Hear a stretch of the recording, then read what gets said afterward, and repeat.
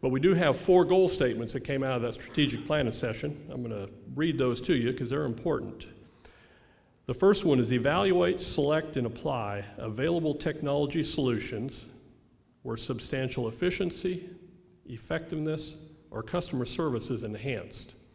And Harry even talked about that a little bit in his report, and that's quite a responsibility to figure out what kind of technology solutions should we be implementing on the system, should we be taking advantage of, because not very many of them are cheap. So it's a big chore there. Second one is develop and implement a long-term comprehensive strategy that improves electric service reliability. We know blinks are an issue, have been. They're an issue all the time with all the electronic clocks and appliances and everything we have. No one wants their electricity to blink. That's aggravating. And we work on that one pretty hard. We've still got more work to do. We just need to reduce the number of outages in general. And there's a couple things I'll talk about here in just a second.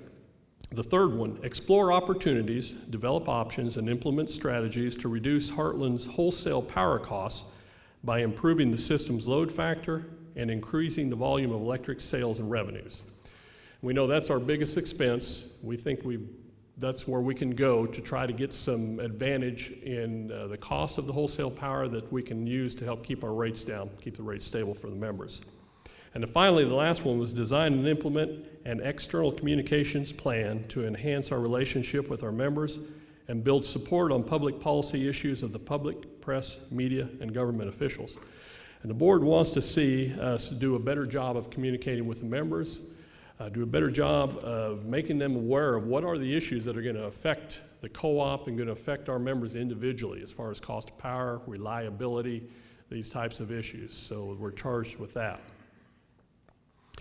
So looking at those 4 goal statements that come out of that strategic plan, we know the operations department's going to be busy this year. They've got some things that they're planning on right now. We're planning on a new solution. It's being implemented right now at this time where we're going to take advantage of the automatic meter reading system that we've had in place for many years now to go ahead and maximize that and then give us the ability to check all of our meters, all of our members' services for power whenever we need to.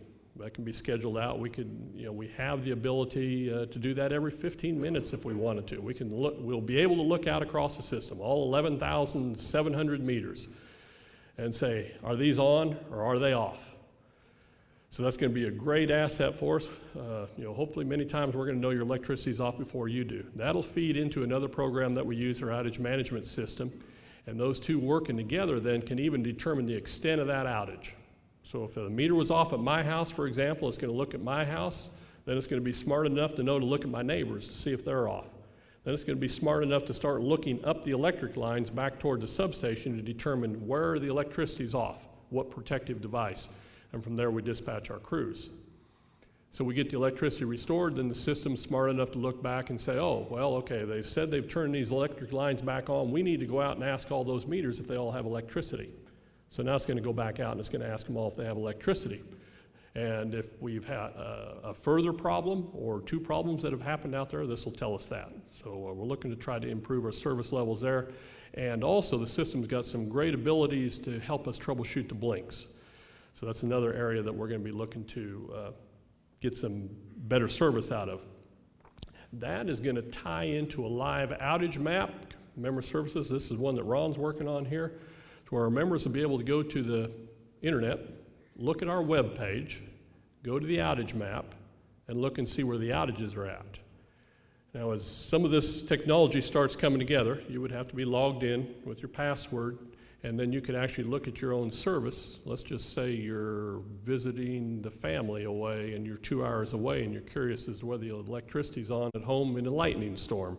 You could jump on the internet, go to the web page, look at your service, and it'll tell you whether you're on or off. And if you're off, it'll tell you what the status is. Are the crews dispatched? Have they found the problem? When do they think the electricity is going to be back on? So this is going to be quite a leap forward for us. But what we've seen in our surveys, we do a member survey every year. This shows up every year. It's the lowest marks we get. Information during an outage. The ability to find out what's going on with outages. Every year, that's the lowest marks we get. So we're targeting that. We want to do something about that. See if we can respond to our members. Outage reduction efforts, the operations department, again, they've got some big plans in place on how they want to combat the lightning-related outages. Those are the big ones for us. They cause us a lot of trouble, and they've got some good solutions there that we think are going to start paying off whenever the lightning starts up, which I guess was a few weeks ago for the first time, and it may be next week the way it goes anymore. Customer service is going to be busy. New e-bill service is going to go into, will be available for our members later this year, and that'll give our members the ability to check their accounts online, look at their usage, look at their billing history, to pay their bill online, and then that's going to give us the ability then to start offering more services through that e-bill. So that's a big step forward for them right there. Member Services has got his hands full.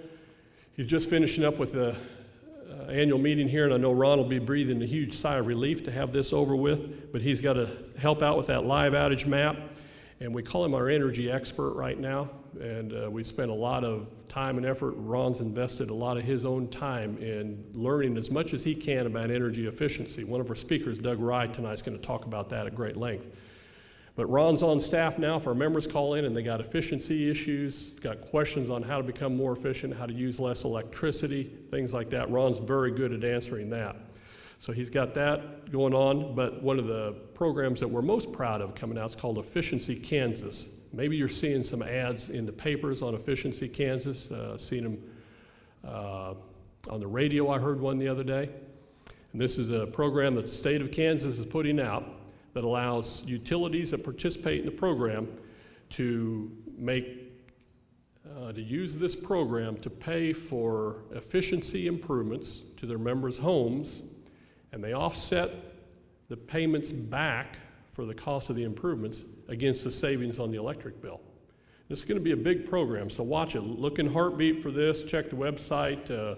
You'll start seeing more information coming out from Heartland on this. And this is going to be a great opportunity for our members to improve the efficiency of their homes, reduce their electric usage, and not take any money out of their pocket to get it done.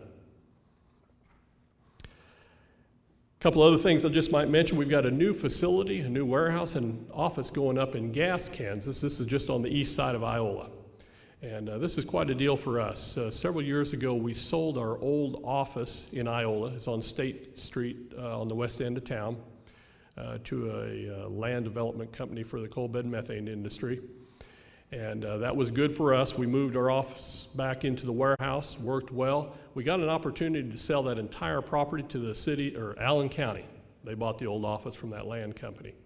It works well for them. It serves all their needs very well. They actually approached us about that. Well, what it did is it allows us now to go build a more efficient facility closer to our system. It's in a better place as far as getting our trucks in and out with poles. It's definitely safer. It gets our pole yards out of the middle of town there. It's definitely an improvement for us. And that should be finished here around the end of April or early May. So if you come from the Allen County area or out here west of Fort Scott, if you get a chance and you're driving in on 54 Highway through Gass, be looking there on the north side of the highway by the post office. That's where our new facility is going.